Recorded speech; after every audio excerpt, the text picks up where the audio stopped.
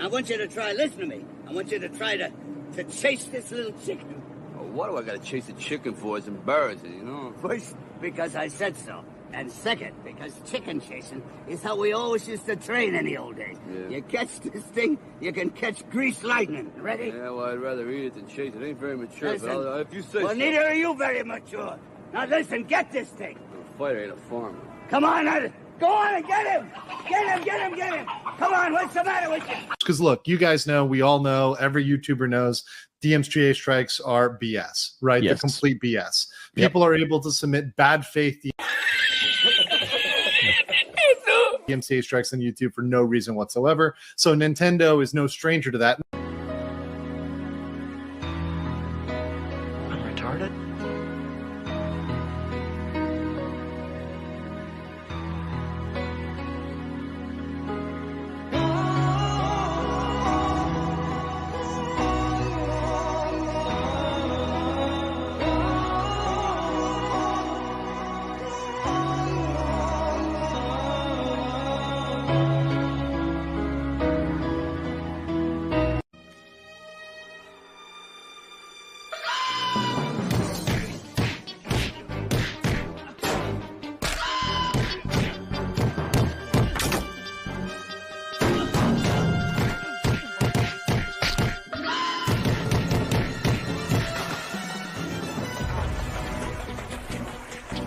I know you guys are going to think I'm gay, but I hate this feud. I like you guys, all of you guys, and it sucks. Like it just sucks that you guys are fighting. Then why'd you start it? I know, I didn't mean to. It was accidental. Damn it, Nina. Damn it. I didn't know Dick was such a dick. That's why. How do you not know that? I know. I should have. It was one of the first times I was meeting him. It's like the butterfly effect. I honestly feel that attack on October 7th in Israel wouldn't have taken place if you just kept your mouth shut. That's true. It's all your fault, Nina.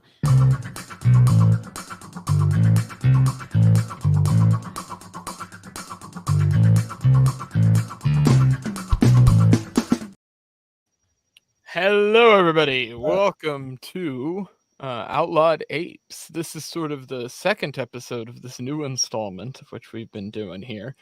This episode's going to be a little bit, hopefully, less off the rails than last episode. That is the goal, I think, for tonight. So what I wanted to do to start things out is sort of as we did last time. I'll talk a little bit about what we're going to cover here first. But if any of you guys have anything interesting to say as I get these notes pulled up, you can go ahead and do that as far as introing yourself and all that stuff. Okay. Greetings. Hello. I'm Dave, here for hopefully a more cohesive stream this week. Like you said, not so far off the rails and so esoteric. My brain hurt after that last one. I'm not lying, man. You guys made me think too much. So we have some mix of everything in here tonight. I have some stories that I think touch on political / cultural stuff, but then some good old-fashioned rippaerse stuff that we're going to talk about. And because Kareem is here, which this is something I've been looking forward to. See, Kareem is completely unaware of what has been happening for the most part in this drama, from my understanding. The Eric July rippaerse ecosystem drama. Does any of that mean anything to you? It does, yes. Here's what I say. Like, I look at libertarian drama and I'm like, okay, it's kind of like No. That's not what I'm talking about. Not the libertarian hate he gets. I'm talking specifically about the comic book stuff in the comic book community. So Ethan Van Sciver and Eric July. Like, do you know who Ethan Van Sciver is and stuff? Okay. I do. I'm drinking coffee aggressively. So then perfect. It's nervous drinking. I think that's what Eric would call that. Right? If only I had a mouth, so would I. We'll be able to talk about this stuff, and I think everybody will kind of get a grip of it. But the first thing I have here is a few days old at this point, and a few of the things we're going to be reacting to is a few days old because I had to get stuff sort of prepared. And I saw this, and this is just the most cringeworthy thing, to the point where it is in the title of this video. So let's look at this tweet real quick here. I'm gonna.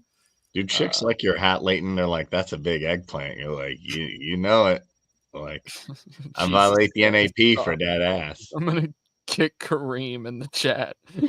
What did I do? I had a question. I wanted Let me tell you, you'd be a big hit in Little Italy. I'm just saying. They're like, whoa, wait. I didn't know about that. You're like, he's true. So let's this is Geeks and Gamers Twitter account. It's Friday. Which channel are you watching this weekend? Now, this is what I can only describe as a what I would describe as a Marxist media takeover slide, like you would see from the Koch brothers being outed online as media auteurs or anybody else. It's like a supercut of, hey, speak of the devil there. He knows where that hat came from. Oh, Pirate Robert. So it just screams to me like almost like MK Ultra shit. Like, I don't know, you'll see. We talk about esotericism here. Let's get into it. This is the video. Who are you watching this weekend? And they've got individual panels of these people screaming at a camera. And of course, one of them, D-Day Cobra, just has nothing, which I don't understand that one. They don't have his face cam. I saw this and immediately thought of, have you ever seen the news footage clips where they'll take all the different news broadcasters saying the same thing and put them on screen together to show you that they're all like just getting pre-written scripts? It's just cringe inducing, and I want to prove my point here. So this tweet has 74,000 likes, or views rather, just under 75,000 views. It has 410 likes, and the entire replies is just people.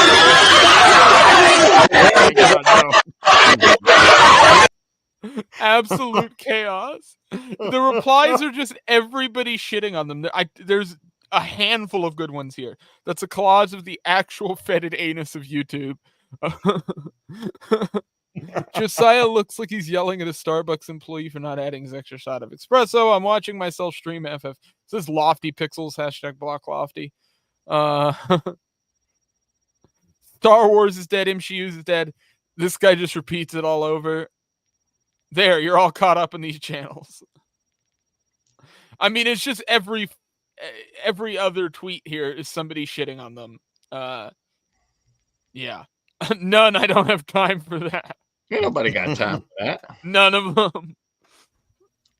Oh God, I'd hate to see my mom. What the hidden Wait, what did he rewards are say? here. My mom won't let me crawl up. Oh Jesus Christ! Yeah, so that's where Geeks and Gamers is at lately. I figured this was a good thing to bring up because we've got this whole rippaerse stuff starting, right? And this is Rippa's idea to basically, I guess, make a new distribution and marketing agency. Like, I mean, that's how I'd really kind of term it. You know, he had all these warehouses. He's got to put those to use. So now his goal is to, I guess, take care of other people's books and shipping out other people's books. I do have a bit of an issue with some of the marketing he did, because if you know anything about the logistics of mass shipping, there is no deal. There's no like, you know, hey, this is cheaper than the other guy. For instance, like, you know, stamps.com, everybody thinks that like these products and services get you better deals. The reality is that there's a bulk rate and a non-bulk rate, and that doesn't change. The only, you know, it changes here and there because of the cost of the shipping, but there's no better deals you can get through shipping agencies. But here's you can get, okay, well, I've done e-commerce, not well. I'm not like some big, I don't have $1 billion in my Shopify or anything like that. It's actually quite difficult to do, but you can get different suppliers to give you different rates. So that do be a well thing. Okay, so no, what I'm saying is, if I go to you and I say I need these 50,000 copies of a book sent out, right? Correct. And then I come to you again and I say I need another 50,000 copies of this book sent out. Correct. It doesn't become cheaper over time. That's not how the business model works in that world. At least not on the shipping side. On the processing, on all that stuff, yes. I mean, you can get cost breaks. But when you're talking about the actual cost to take an item from one place to another, that rate is not going to change. It can only get so cheap. And at the point we're at in the market, there are dozens of companies out there that can get you that same cheap rate, that aren't going to be handling all the other stuff. Well, here's what I would say. I think with competition, depending on like how stuff definitely changes with transportation, yeah, it's possible. But we'll have to see. But I'm not an expert in this. Have you seen the rippaerse stuff, Arm Dave? Oh yeah, I've seen it. I have a thought on it too. I really, yeah. So, okay, geez, how do I say this without becoming like a book? What he's doing is not as dumb as people think. Only because he has set himself up in a spot, as you showed with the picture. You know, the mental Brady Bunch, the mental patient Brady Bunch we just looked at. Okay. How many of those guys are going to do books? Offhand, do you know? So this is something I've looked at. I think my assumption is you're right in the sense that at least half of the people that are in their space are probably going to be making books. Okay, so that is he's like, look, here I am. I got this stuff. You get it printed. We'll take care of the rest. Maybe he'll work with the printer too. I don't know, but you know, it's not stupid. Okay, he's got a customer base right off the bat of big YouTubers, which will mean sizable runs on a book. Now, here's the question. Here's the question. Will these guys do it the way he did it, by overprinting and having 50,000 books sitting in a warehouse? Or do they follow the proven method of knowing exactly how much you have to print and crowdfund it? Right. Yeah. It appears to me like I would say that the way he's labeled it out and the way he's sort of garnered his fan base too, I agree with you that he can basically turn this into money by just using all the people that are already in the sort of base. And the best part is, right, there's all these people, we're going to talk about this tonight a little bit later, who are talking about this whole Iron Age concept, right? Oh yeah, so he can capitalize on that by saying, well, all these people are part of the Iron Age, and that's what I'm creating is the Iron Age, which is, by the way, not how comic book and cultural generations work. And that's one of the things I'm going to talk about is that's just not how that whole thing went down in the past. Like the gold generation, the bronze generation, none of these things existed in the time that they were existing. But you know what, Leighton? Here's how I do it. I load up Age of Empires 2, and then I get peasants to start mining gold and food, and then I create my own Iron Age and then my own Gold Age. I feel like I'm going to get booted. Age of Empires 2 is pretty dope. I'm hovering over the button, damn it. But hey, Age of Empires is a good reason that should just be a computer game. Be like, man, the state doesn't work. So just a heads up to people in the chat too. I did just pin the StreamYard link to the top of the chat. So if people want to hop in, if they're here, they can. If you got, decent enough audio and you're not going to be a dick about us being on YouTube. Yeah, so I think he's positioned himself well. I don't think this is a misstep, as some people have said. I think this is sort of almost a rock and a hard place situation, right? He doesn't have a way of getting out of the fact that he's looked at his numbers and they're dwindling, and the amount of money he can bring in per book is dwindling. And so you have to think, well, I can either bring on a bunch of new writers who I pay, like Chuck Dixon and all these people, or I just go, hey, I built a model. I'm a content creator who made a piece of merch, which is basically this comic book I made, and a bunch of people bought it. You can do that too. Do you have an audience of 100,000 people, 50,000 people? Sell them a hoodie. I mean, a comic book, but same thing. And everybody will be happier at the end, and he'll make a bunch of money off of residuals because he'll take a chunk of every comic book that sells, or he'll take a contracted amount up front. Oh, hey, there we go. BVS. Oh, Wait. hopefully the audio works.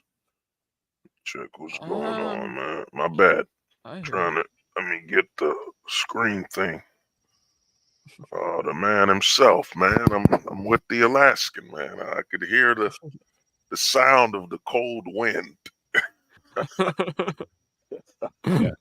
Makes me want a homestead now. You know what I'm saying? Well, Lane doesn't want to admit, man. He was, you know what I'm saying? Before he could run, he crawled and swam in below sub-zero degrees water, man. It's an Alaskan thing. You know what I'm saying? You know, we wouldn't know about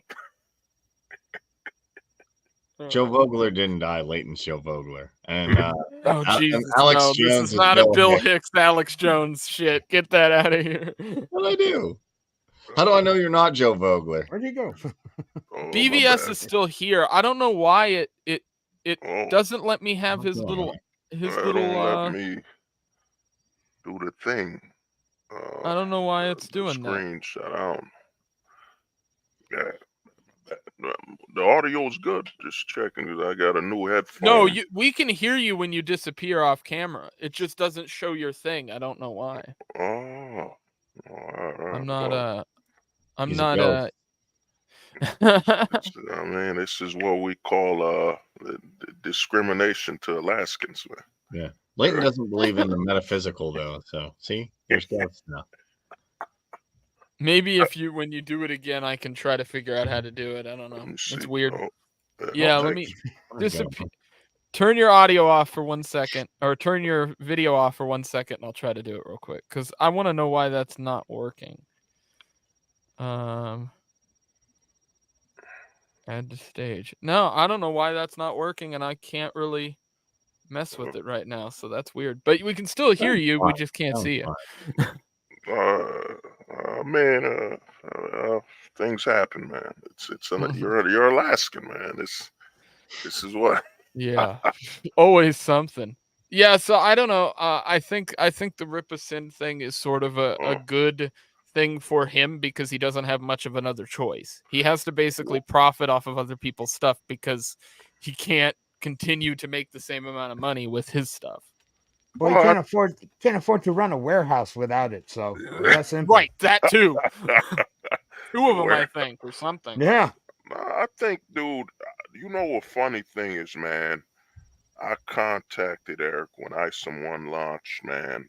To me, this is a situation of too little. It's not too little, too late. It's just too many bridges burned, man. And the amount of people, you know, Eric, and here's the thing, a lot of people don't get it, dude. He's making YouTube money. He could have easily, I'm going to fund your book. Like how many books we've seen on Kickstarter, Indiegogo, they want $5,000, $20,000. You're telling me Eric didn't have 5,000. I'm gonna invest in your book, and then we're gonna put it up on my website, and I'll take care of shipping and handling. I'll take a cut off the top and whatever. But dude, you know, the problem with the Eric July situation is too many smart people are placing their intelligence on him when he hasn't shown any of that. You know what I'm saying? He hasn't shown it. Dude, why would, and Leighton knows this, who would, let me ask you guys this. Would you release Green Arrow before you release The World's Finest? So why do we have Alpha Core before we have an Isom and Yaira book? Why don't we have The World's Finest, bro?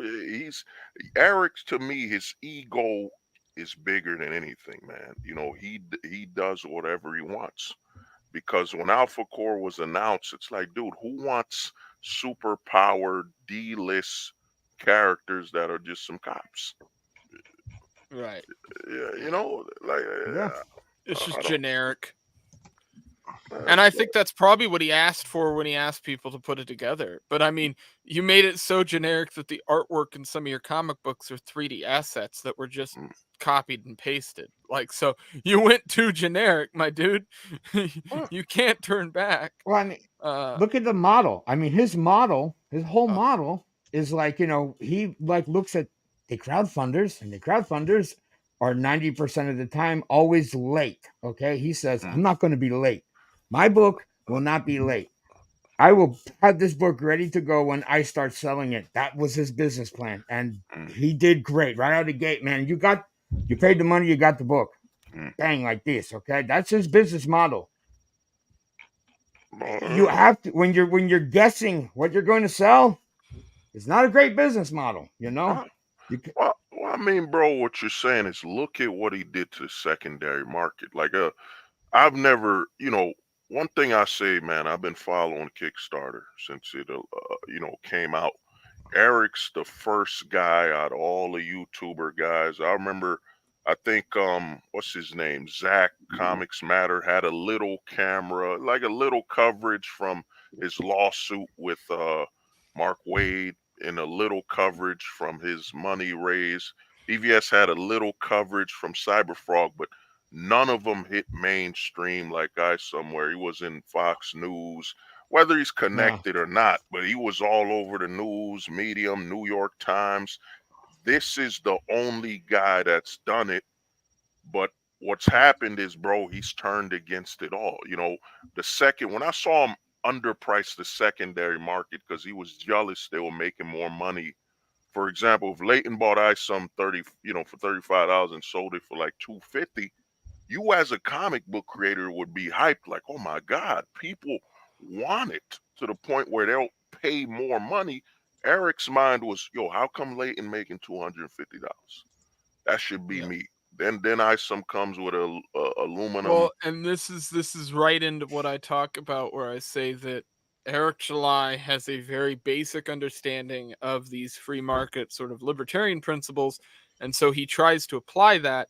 The problem there is he has a basic understanding of those things and not a good enough understanding to grasp the entirety of what he was trying to do. So he knew business cycle. He knew, hey, supply and demand. They want a product, I'll give it to them. They give me money. But that was it. There wasn't a follow-up. And the follow-up now is being made, and I feel like it's made after the fact. You made the comment too little too late. Go ahead, Craig. But here's what I would say, because I'm obviously, I follow this thing, so I'm not an expert. But you don't actually need a ton of knowledge to do what he did. You just need basic, very minimal, root. Well, that I agree with that, but the problem is what he's trying to do now certainly requires a lot more logistics and understanding of the comic market, which I don't think he has. So he could be putting that work onto other people, but that's certainly not how he's putting it out there. This is his thing he's building up.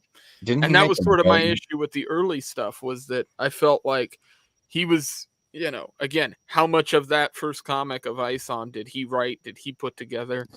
I think very little. I think he had a very basic version of a story, which he passed off to people to complete.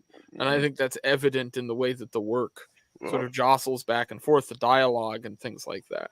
Oh, you're saying Eric needs hooked on libertarian phonics? Is that what you're saying? Yes, precisely. I'll go at it from a principle point of view. Is a lot of people will sit there and I'm looking at an app and I'm talking to a guy who, there's a project I promoted that I think is pretty good, but some people are skeptical. I look at two things. I look, A, is this concept viable in the real world, which it is? B, do they have good principles behind them? Is this the kind of person I want to work with? It doesn't have to be perfect. They can have a lot of errors in their methodology. I know I do with a lot of things I do. I'm not perfect. I've done my fair share of stupid stuff, my fair share of mess ups, and that just comes from existing in a free market or even an exchange economy or a hybrid of both. So I'm going to give him the benefit of the doubt and say, hey, look, if he's still promoting stuff for liberty, if he's still fighting for liberty, and some of his practice. Perfect. I Then want it's to cool. move things along Okay. to this. No, I don't. I agree with you, but you're not wrong or right. I think those are just sort of the different takes on it. This is this Hail the Lore, who I think is a complete tard.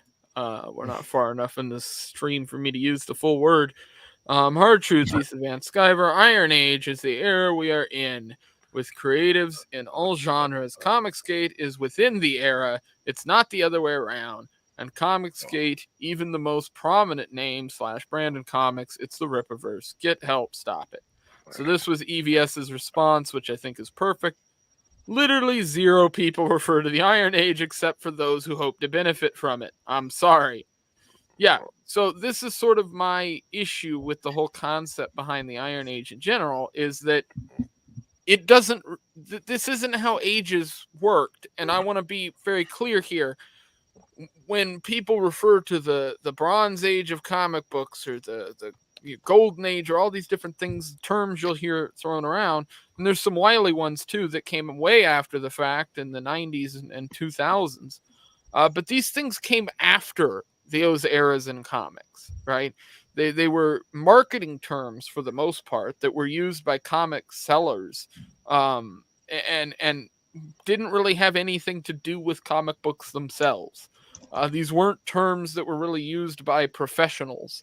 They were terms that were used by the people who were selling the books from those professionals. But Lane, here's the thing, man. I know Razorfish started that whole.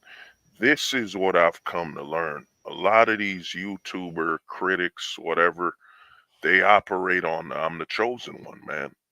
I can will it because I have 500,000 subs or whatever. I say it's the Iron Age, and everyone will follow suit. Look at my sub count. I can literally create the narrative. And what's gone on is that a lot of these guys don't even get, like, even the CG with Comicsgate, dude.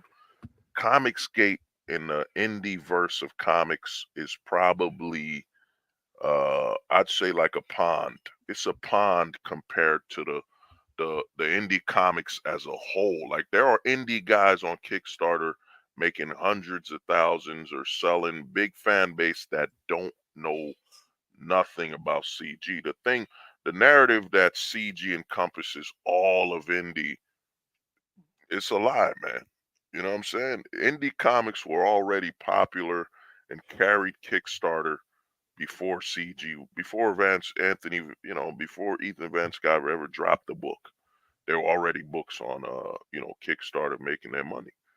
I just think, man, with Razorfish, this Iron Age, and even the Eric situation, the reason I say there's no hope is that, dude, you can't teach someone that's playing the role of a libertarian. Dude, Eric's an actor, man.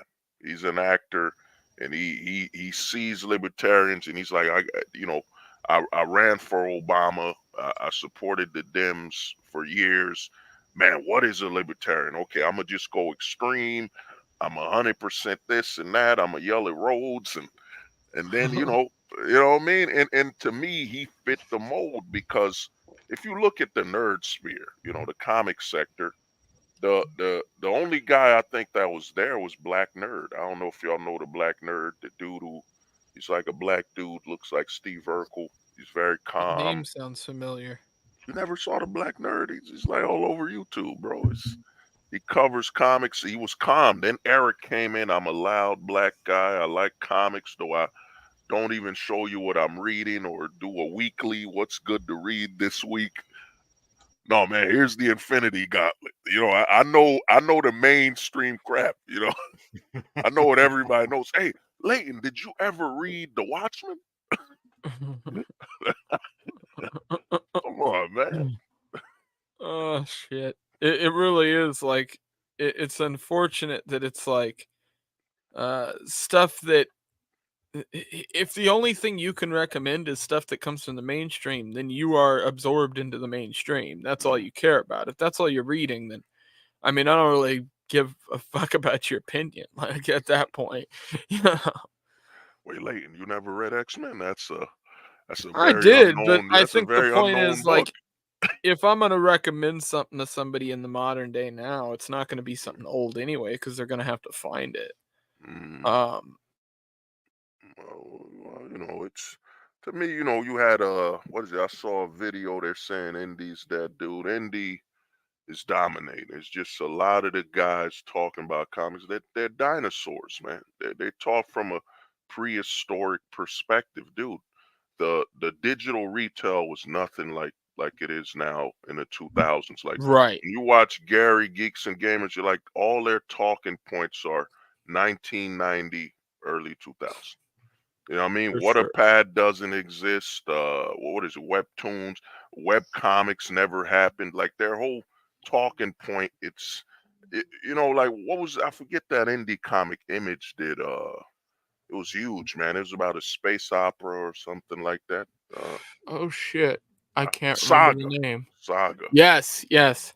Come on, man. There's been hits, man. It's just the way they work is that because we don't approve of it, it doesn't exist. Success doesn't exist unless, and I think Eric's whole rippaerse is it's a backdoor to I'm gonna fund Yellow Flash's book, put it on my site. It's a Yeah. backdoor to recruit people he's already connected to. He doesn't plan to help nobody, man. Come on, man. You know I what want to I'm saying? look at this stuff here, because this was fucking wild. Hey man, you wanted a savior, yet every day we go through voluntary exchanges. God damn it! You're saying our savior doesn't have a beard and shoulder hair? Is that what you Oh, said? here we go. So I saw this tweet from Vito, 5:11 in the morning.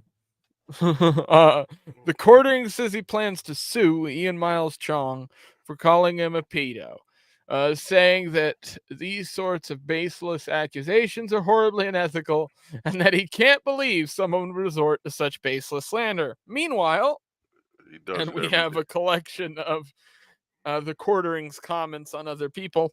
Oh, So the reason I think this is really funny is because I hate Ian Miles Chong. I think the guy's stupid. I hope if he does get sued, he loses. Because I just don't like the guy. I'm a vindictive asshole. Wait, But the reality is, this dude isn't even in the United States. So the quartering is not suing him. If quartering starts raising money to sue him, he's getting ready for an international lawsuit. I don't think anybody understands how insane that is, or hard it is to do that. I'm fairly certain that Ian Miles Chong is in Malaysia. So Correct. good luck with doing any of that shit. Ian Didn't Miles Chong is a guy who comments on American politics all day long and sucks the dick of every Israeli who comes on his timeline. Yet the guy is literally, he is quite literally never had any involvement with the United States. He doesn't care about Western culture. He's not invested in it. Like, yeah. Ain't that the guy they're assassinating or something? Or executing? so no, the No. shtick was that Ian Miles Chong had a bunch of comments where he was in support of Israel that he had put up on his Twitter. The problem with that is the country that he's in is one of the countries that has really bad relations with Israel. And so it's technically illegal to say some of the things that he was saying. And so there was like a bunch of people on Twitter trying to get the guy like literally executed, like, which was stupid. It was hilarious, but it was stupid. That's the internet, man. All it takes, man. One little rage. I've seen it. Dude, I The had a guy dude is troll me he trolled to the grave, bro. He died trolling. Like he was in his hospital bed still trolling, man, and he died, Yeah. Shit was crazy. But to me, I think Jeremy's desperate, man. He's trying to turn the narrative when they found out his coffee is taste the rainbow. And I'm not talking about no Lucky Charms or whatever. The quartering, his time is done, man. A lot of these guys, they don't get that. In all honesty, this boom for YouTubers that cover pop culture, it happened too late. I think if they would have started in the early 2000s, they would have had a longer 10-year, but dude, it's over. Like, what happens when all this Marvel, all this crap you speak about is no longer the mainstream? You know what I'm saying? What do Right. you have now? Like, where do you get views? The Marvels, and dude, no one cares. So they're starving and they're being realized that A, they're not talented, and B, they don't do research or nothing. They just yell and scream at the camera, and they're desperate, man. The quartering is just you see the desperation. What they call that, a zombie channel? Is that what they call it when your channel is dead or something, but it's still alive or something? I Yeah. think. Yeah, go on, bro. And I love Okay, this so- below. He puts, if you believe aggressive, libelous statements from journalists are not okay, please let Rebel News know. And puts their contact email and stuff. And I'm going, isn't this everything that you attack people for doing? Going after people's like work and jobs? And I know that Ian Miles Chong's deserves it. And I know that the guy's a piece of shit. But it doesn't matter. That's how principles work. So like you have to be willing to like turn the other cheek, or at least do this privately if you want to sue the guy. And then the quartering points out that yes, he's going to have to crowdfund this, so then he's Oh, going to look go at to his audience to get money for the whole thing, which is hilarious to me, because it's like, this lawsuit is almost impossible to initiate in the first place. It's almost impossible to win, but you're still going to do it because you can get money from people, and basically it's not going to be anything out of your pocket, so who cares? I mean, he gets the money, and bro, he's probably spent $1,000 on like a lawyer. Oh, it's the Keffels. It's Keffels 2.0. No, I need it's not that. $150,000 because Kiwi Farms is stalking me. Where'd that money go? I don't know. I got 150. I got some money, and then it just wasn't there. I think it's Zach from Comicsgate again. I remember everybody was pissed off when he called off the lawsuit against Mark Wade. They were like, dude, we raised all this money for you. And then he never brought up, where did the money go? Like, if you're just gonna run away I don't like from that Mark shit. Wade, Where'd it where did go? the money Where'd go, that? man? Yeah, I don't like that shit one bit. We need to do what the Alaskans do. When someone steals money, you just throw some wolves at them. Is that what you do? No, okay. So from what I know the quartering pretty well. Ian Miles Chong, I think it's that reporter that Elon Musk did promote, then I don't see him promoting anymore. So I think I think these are both questionable people, because Ian Miles Chong is always agreed. Yes, Ian Miles Chong, I also see flips his position. I don't think he has a position on anything. Well, the quartering does too, about Eric July. Okay, but here's my thing. Like, I looked at Ian Miles Chong. He's like, I like Republicans. I don't like Republicans. I like this. Then he says something pro-Israel. Then he says something, well, I don't like Israel doing this. So I'm like, I feel there are people who don't really have any real position on anything. They're just kind of, I guess the definition of this is like two grifters. Grifters. I feel this is two NPCs fighting each other. It's two grifters fighting each other. Absolutely. It is literally two grifters in the same space, I might add. Yeah, in the same space. Because Ian Miles Chong, what he does on Twitter is he finds clips of other people's shit, and he puts it out with a little descriptor in the same way Libs of TikTok and all these people do. Well, guess what? That's exactly what the quartering does. He takes somebody else's video or somebody else's article, reads it, talks about it, and prints money. It's the same. They're in the same motherfucking business, in the same political party. It's absolutely hilarious to me. It's a retard fight. It's a real world retard fight. Well, dude, I predicted this. And they both actually look the part. Well, dude, the grift it's running out, dude. They're not getting views anymore, where now they're starving and there's blood. It's like you get a lot of sharks in the water, like a feeding frenzy. Eventually, when the food runs out, dude, they're going to start eating each other. So we're watching the grifters turn on each other left and right, and they all think they're going to win something. But you go from covering Marvel, a multi-billion-dollar company, getting millions of views a month, to now you're covering a YouTuber that's not a multi-million-dollar company, barely anyone knows. You're now getting 20,000 views, 50,000. and you're praying. Like I remember watching a video where they were crying because of the Hollywood what they call that, the protest. Or was it a protest? They were crying. They were like, "Oh God, we don't have any movies to scream woke and yell about." Yeah. So Yeah, and here's so my thing. Baki points out in the chat, and I know this is true because I remember when this happened. He says, Outlawed Thoughts, Moist Critical exposed him for supporting Elon Musk shadow banning accounts. This is the quartering, by the way. Yeah, so the quartering did. He tweeted in support of Elon Musk implementing shadow bans again. And Moist Critical, in his video where he was talking about why he didn't support that, brought up the quartering's tweet and pointed out sort of the dick writing that was going on there. I'll say this. I don't really care for either one of these two because they don't have consistent positions on anything. It just, like you're saying, it's just a goofball fight. Now, if it was someone principled versus somebody unprincipled, I'd say okay. But, I'd probably say this person needs, some support on X or Facebook.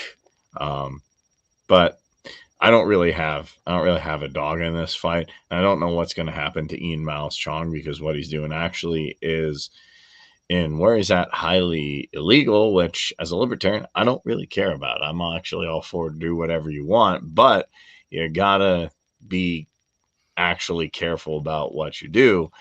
So I'm not gonna go to Saudi Arabia and be like, man, I'm gonna open up a bacon bring up stand. libertarians, and so I feel like we have to talk about this take that I saw, this absolutely nuclear take that I want to take a look at here, from a friend of the show, somebody who has been on Outlawed Thoughts, who I will have on again, and I'm sure we will talk about this topic, but this is from Jack Lloyd. It's not a nuclear take. Oh, come on, man. So, okay, I have a lot to say. Like Jack, I don't have anything bad to say. Like Jack puts well, a lot of so work in. there's some inside baseball stuff going on here, guys. All right, No, I was on a few live streams, in the rippaerse stuff, and with this whole shenanigans of with the whole shenanigans of what's it called? Not rippaerse, but the detractor sphere. That's what I'm calling it. So I was sort of around the detractor sphere on some streams. I want to give a shout out to Jessica James, his channel, and him having me on. And there was an episode which I was going to be on there where we were going to be covering Jack Lloyd's comic book. And I have to be honest with the chat and everybody, I kind of ran ops for Jack here and diverted the conversation away from his comic book. Why did I do that? Well, because I didn't want to attack somebody who I legitimately like. I've met this guy in person. I've had fun with him, seen him at events in Florida and all over the place and stuff. But he has some bad takes here and there, and this is one of them, in my opinion, regarding the libertarian stuff, that I wanted to talk about just because I do talk about this stuff on the channel and stuff like that, and it's a little more lighthearted than, say, rambling on for an hour about philosophical stuff. But libertarianism is not about off-grid living or self-sufficiency. It is about property rights and how people benefit from voluntary trade. Prepping and survivalism are certainly good things for shielding oneself from calamity, but they are not synonymous with libertarianism. So I want to address this by saying, first off, I disagree with him entirely. I do think it's synonymous with libertarianism for a number of reasons. The first being individualism, the idea that we are all individual people. Well, everybody's going to have a different definition of that. Personally, I think that part of being a man, part of being an individual who can take care of themselves and is in their own ability to use that liberty and freedom that you have, is that you are self-sufficient, that you are capable of, or maybe your family or the people who you care about. And furthermore than that, I think the idea here is not about off-grid living or self-sufficiency, is absolutely incorrect. Libertarianism is 100% about self-sufficiency, especially, and is 100% about the ideas of off-grid living. Well, off-grid living is just living off of the government tit. And yes, I think libertarians should at any point in time be striving to do exactly that. Now, there's a lot of fake off-grid living. I'm in Alaska. There are even people here who live off-grid in Alaska where they're not really off-grid. Most people don't know what that is, right? I lived with generators. I lived with power that was cut off from the actual grid, actual off-the-grid living. That is legitimately a good thing that libertarians should not only strive for, but I think is inherently part of the party and part of the philosophy, because everybody who followed that philosophy and created the libertarian ideals believed in those things. Absolutely. So I just don't think it makes tangible sense. And furthermore, I think this tweet was very much made to just garner reactions, to try to get replies, right? So that he could reply with his book, which I get, it's fine, but it is irritating to me, because it just, again, I can tell you the names of hundreds of libertarians here in Alaska who are libertarians because they are self-sufficient and they found those ideals before the party, before any of those thoughts. So I hate these kind of takes. I mean, that's part of the whole libertarian mythos, man. You know, they're the ones that are super individual, homestead.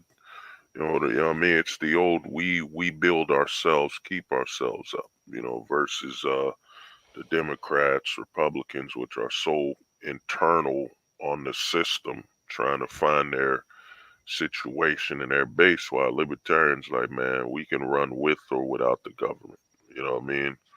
At all. By the way, JC in the chat, this is why I love some of the people that come into this chat, because this is perfect. Homesteaders are the main libertarians people should be taking seriously.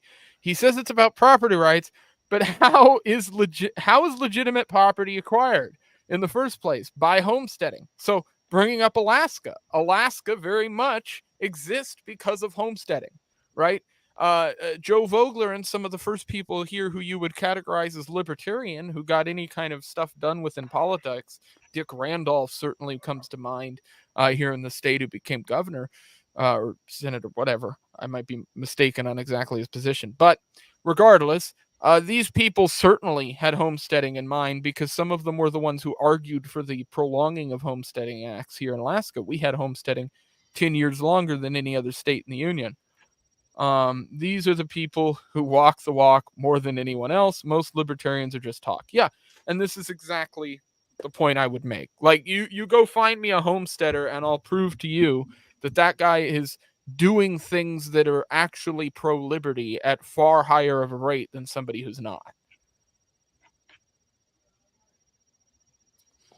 Including maybe educating their family, because I don't know many homesteaders who send their kids to public school. So there's a start. You want to know, son? I was talking to a buddy of mine couple years ago. I just think with the libertarians, the problem with that party is marketing.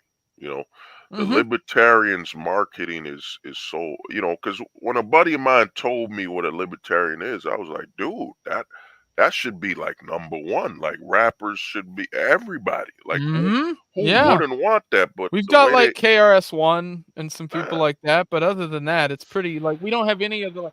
You're 100% right. I mean, this is my biggest problem with the party at this point. Is like, there is no.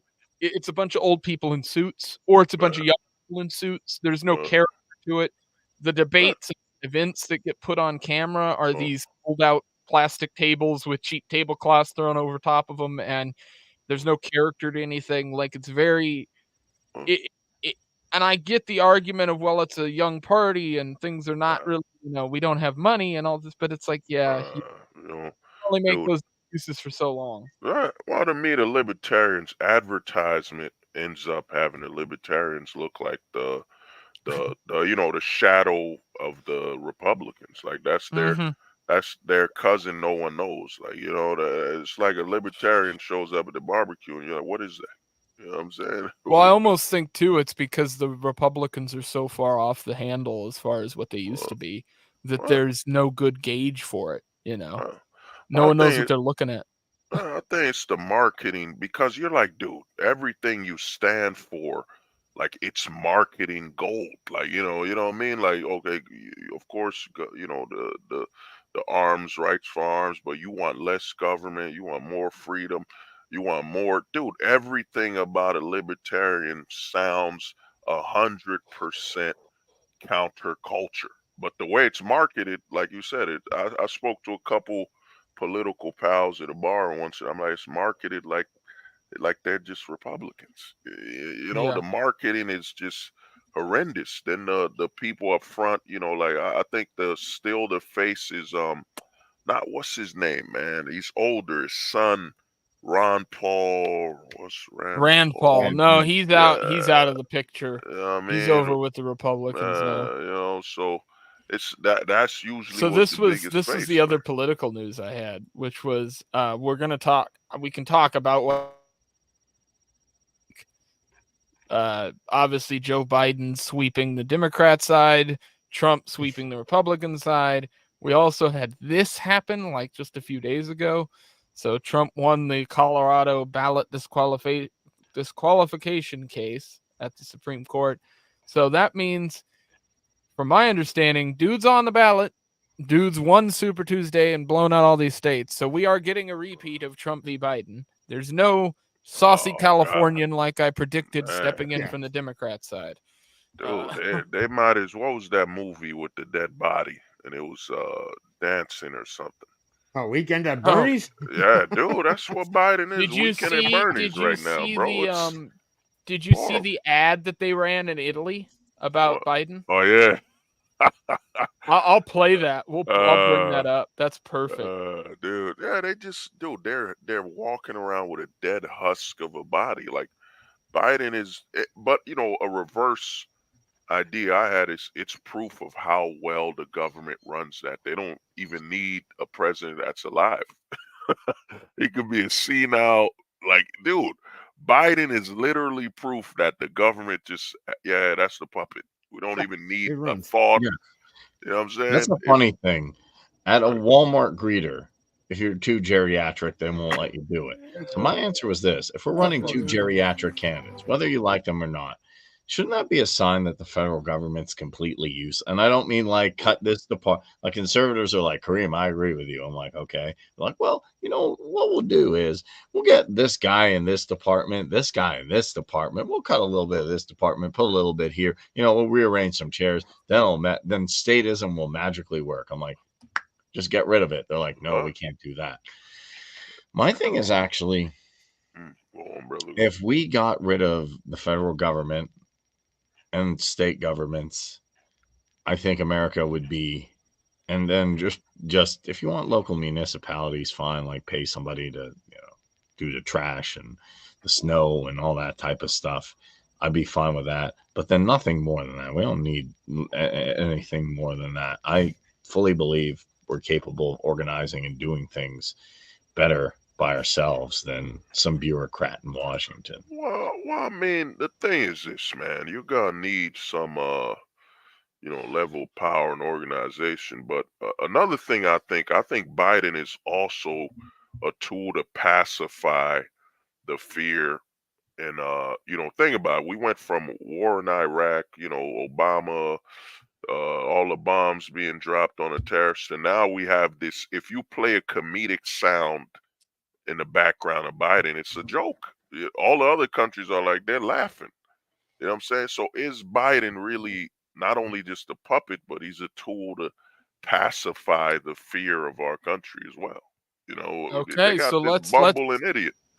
Well, let's roll with this. Let's roll with is Biden even real? All right, keep that thought in your head. I don't know if Fetterman's real either. I've got a video for exactly this issue. This will be perfect. Share screen. Here we go. This thing is slow. I say 10 years developing.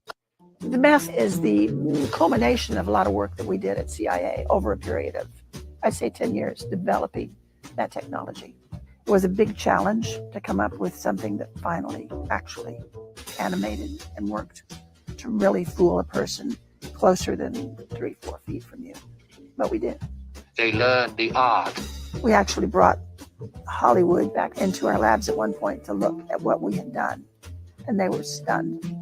They're absolutely stunned. Congratulations. The fact that we're allowed to show it tells me the CIA have moved on.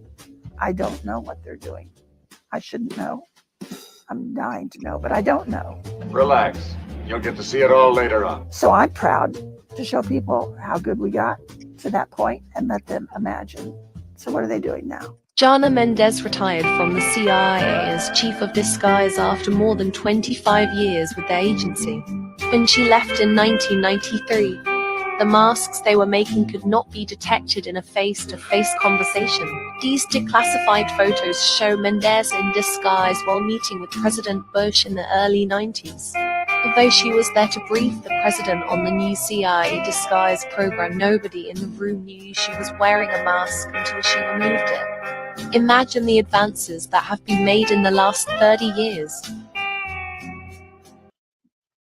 Oh, dude, that reminds me of there was this burglar. He would rob banks and he'd leave and put the skin of other people on, and they couldn't find him. He was like leaving as a black dude, a Mexican dude, but he got too cocky. They caught him. That was genius. That was genius. Under all of it, it was just Katie. A better way to rob people than I robbed somebody and I leave and I'm a whole different race of a person. It's just like, it is a slick move. Like, poof, I'm an Indian. Keep changing, just change your facial hair and configuration. Nah, dude, he wore long sleeves so he could hide his that's the the way to do it. Cover up turtleneck as much as you can. Then he just put like a mask. You put a mask of a different race of a person. Dude, the prosthetic face, they said he spent 10 grand, 10,000 on that mask. You know what I'm saying? JC pointing out the real holes in that theory. The problem is, if Biden is fake, why wouldn't they replace him with someone actually competent that didn't make the Dems look like a joke? It's a good question, right? Well, honestly, I don't think the Dems want someone competent. I don't think anybody wants anybody competent. Amash said they just want actors, but I guess if you run out of actors, you just get a body up there. That's why I'm saying I believe in hyper-localization. It doesn't mean things will be don't people like, well, Kareem, your utopia. It's not a utopia. I just think we can organize. We can organize 4 of us better, in my opinion, than most federal, agencies. Well, I'm gonna tell you something. Not to interrupt you, is that my theory's always been there's no line for authority. Like, for example, we're civilians. If I go, for example, I go to the homie, I go to Armed Ape. He's across the street cooking his barbecue. Smack the hell out of him. I know I'm going to jail or whatever, but when authority does it, somebody told me this gray line, like, who knows what's going to happen. My theory was, man, the law, it should be 3 times 3. If you're a cop, you slap somebody randomly, that's a 3 times offense. If you're a judge, like there was a judge, bro, giving away innocent kids to the what's that? I saw that shit. When you go to that underage prison, I forget what they call it. Juvie. Yeah, juvie. He was just giving them away. What happened to him? Oh, he might have lost his practice. Did he lose all his money? Like, what is the price that authority has to pay for committing crime? Here we go. So here's my idea, right? You get a big wooden platform in the middle of every major city from here to Washington, D.C., okay? Big steps that go up to the platform. And then you have a bunch of tar that gets really hot and a bunch of feathers. And you just bring back public tarring and feathering. I am down for that. And then eventually, no one does fucking anything anymore. But you know what? But here's the thing, something to look at. So a lot of people, here's the issue with policing that no one wants to bring up. Generally, the left says, oh, well, it's all systematic, discrimination based on a bunch of guys like Armed Ape roaming the street that look exactly like he's dressed right now. Well, with his hammer. I'm curious to see what he looks like without the mask. But okay, so the left will say, oh, it's all discriminations because he was a minority of some kind. And then the right people on the right will say like maybe it needs reformed, or they'll say like, well, that's what happens in the line of duty. And I've always taken the approach, well, even me myself, if I had a monopoly on anything, security, defense, money, I'm going to eventually, even being a former ANCAP, do something. You give me a monopoly, there's going to be a day where I'm going to just abuse authority.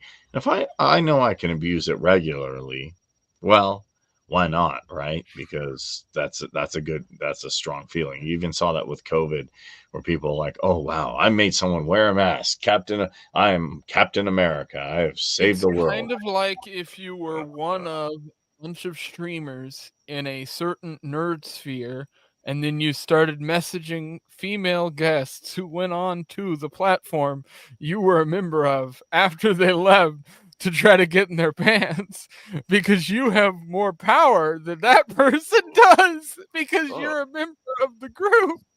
Yeah. Here's my theory. There's some people in the chat who know who I'm talking about here. Yeah, I know who you're talking about, but I don't know. I'm going to the chat. I'll just get down to my put it point in the private chat. Here, I'll just get down to my point. Okay. Throw this around, that if there's no monopoly on security, if you have private security that could be held by market standards, doesn't mean they'd be perfect, but they would have a lot higher standards of how they're going to act because there's competition. How do I know that? Well, I think I have a couple examples. There's a company called Threat Management run by Dale Brown in Detroit of all places. Hasn't lost anybody. And yes, they do work with the police, but I think that's a good start. There's also, like, in more left libertarian circles, community policing and stuff like that, which I'm all for. So to me, all right, we're on to gay talk. We're moving off of this. We're talking about private policing. This is gay. Hey, private policing is awesome. I agree with you, but this is not interesting. Jack's the coolest dude ever. But Lay, my brother, man, I want to thank you, man. My allergies is man. I'm just breaking down some ANCAP theory for the kids. It's been an honor being on here, man, and I could hear a wolf howling for some reason. Hey, Leighton, since that ain't cool, well, you when the feds come after you and you're like, man, I'm reviving Joe Vogler's legacy. I'm Leighton. I was like, where's my private security agency? BVS, why don't you give out some plugs and stuff here? We're getting ready to kind of close things out anyway. I think good, man. I was on here, man. It was an honor being on here. I'm still waiting for Leighton. Remember Waterboy, that water that was like blue and it never got warm. Leighton, I'm waiting for that. Send me some of that Alaskan water that never gets warm. Other than that, I'm good. You could get Eric July's shipping company to help you and then send out water. Be like, this will never ever get warm. We could sell it and then be why like, is there shoulder hair in my water? Why is there shoulder hair in my glacier water? Set up a landing page and then do that and then disappear. Be like, yeah, we're sending out the water, and then just it's the hair of Bigfoot. Each bottle has a hair from an actual Bigfoot in the bottle. I mean, there's people. I think this is cringe. They keep pushing these Javier Milei and these Trump sneakers. I'm like, I'm not buying this.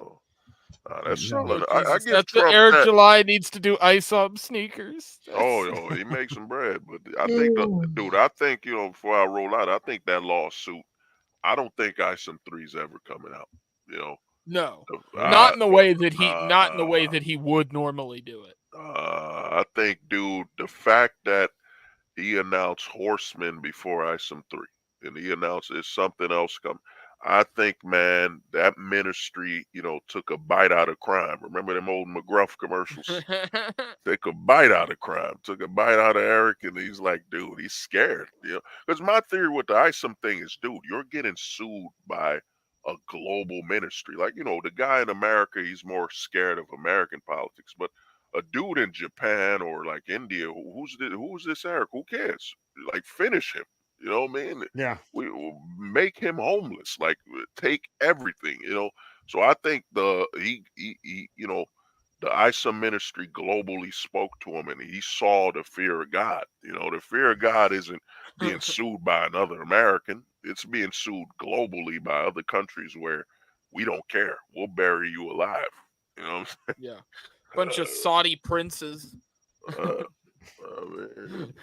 But man, I'm All gonna right. holler at y'all, bro. Peace, man. Thank you, man. Peace. Well, let's go ahead and close it out here. We'll go ahead and do plugs and stuff. If y'all are here, subscribe. We're evilly close to 500. We're getting very close to that number. I think we're within like 35 or 40 subs. So, nice. So that's my plug for the night. Armed Like, Ape, share, and you're subscribe. over. Yeah. I'm not gonna say like, share, and subscribe. Let's get it to 500. And if you like, come over to my channel and subscribe. Let's try to get me to 500. I'm a little further away. And Kareem is good. Yeah, you're getting close though too. Kareem Jump over and is hooked up. subscribe to Armed Ape. Go listen to the frog that I put up there. He's The armed. toad, the hypno toad. Yes. And then Kareem, you're on Twitter and YouTube and all that. Yes, sir. You can find me at Central Libertarians and X Kareem 6633. I'm battling evil, doing cool stuff, talking libertarian theory a little bit, and some fun stuff with Leighton. You know, and yeah, Getting into trouble, I'm sure. All right, Yeah, everybody, take it easy, and we'll see you next time here soon. Peace.